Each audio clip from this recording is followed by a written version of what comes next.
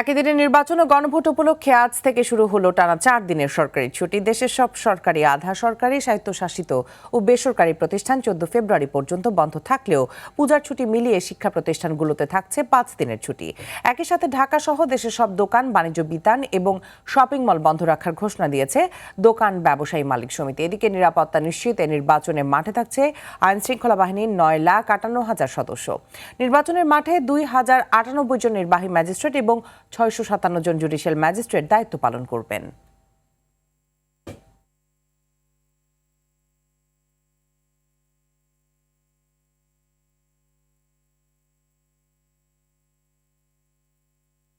White plus pro sensitive স্কয়ারে মাঠের বাইরেও তো আমরা এভাবে দেশপ্রেম দেখাতে পারি। দর্শক, ত্রয়োদশ নির্বাচনকে সামনে রেখে রাজধানী সহ সারা দেশে নেওয়া হয়েছে বাড়তি নিরাপত্তা ব্যবস্থা। এই মুহূর্তে রাজধানী বিজয় সরণি থেকে যুক্ত হচ্ছেন সহকর্মী জাহিদ রহমান। জাহিদ, আজ থেকে নির্বাচনী ছুটি শুরু হয়েছে, আইন শৃঙ্খলা বাহিনীর তৎপরতা কেমন দেখছেন?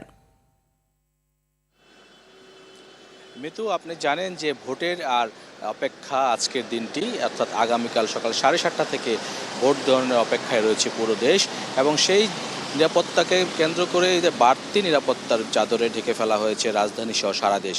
প্রায় 9.5 লাখ যে আইন শৃঙ্খলা রক্ষাকারী বাহিনী এই কাজে নিয়োজিত থাকবেন, তারা ইতিমধ্যেই মাঠে রয়েছেন বিভিন্ন জায়গায়। আমি ঘুরে দেখেছি রাজধানীতে, আপনারা দেখতে পাচ্ছেন যে এই মুহূর্তে যে বিজয় সরণি যে চেকপোস্টটি রয়েছে এখানে, সেখানে ইতিমধ্যেই তারা দায়িত্ব পালন করছেন এবং সন্দেহভাজন যে যানবাহন যদি চোখে পড়ছেন তাহলে তাদেরকে সিগন্যাল দিচ্ছেন, এবং বিশেষ করে এখানে তাদের তল্লাশি করা হচ্ছে, এবং যদি কোনো রকমের অসঙ্গতি পাচ্ছেন তা ব্যবস্থা নেওয়া হচ্ছে। এছাড়া আমরা জানি যে সশস্ত্র বাহিনী এইবার প্রথম রেকর্ড সংখ্যক দায়িত্ব পালন করছেন, অর্থাৎ 1,08,000-এর উপরে সেই সদস্য দায়িত্ব পালন করবেন সেনা, নৌ এবং বিমান বাহিনী যারা সদস্য রয়েছেন।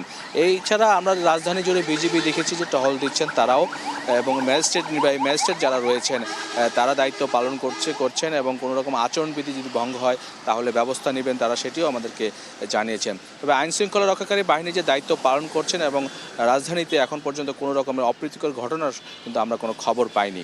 সব মিলে এখন পুরো দেশ অপেক্ষায় আছে একটি সুন্দর সুষ্ঠু নির্বাচনের। মিতু, ধন্যবাদ আপনাকে।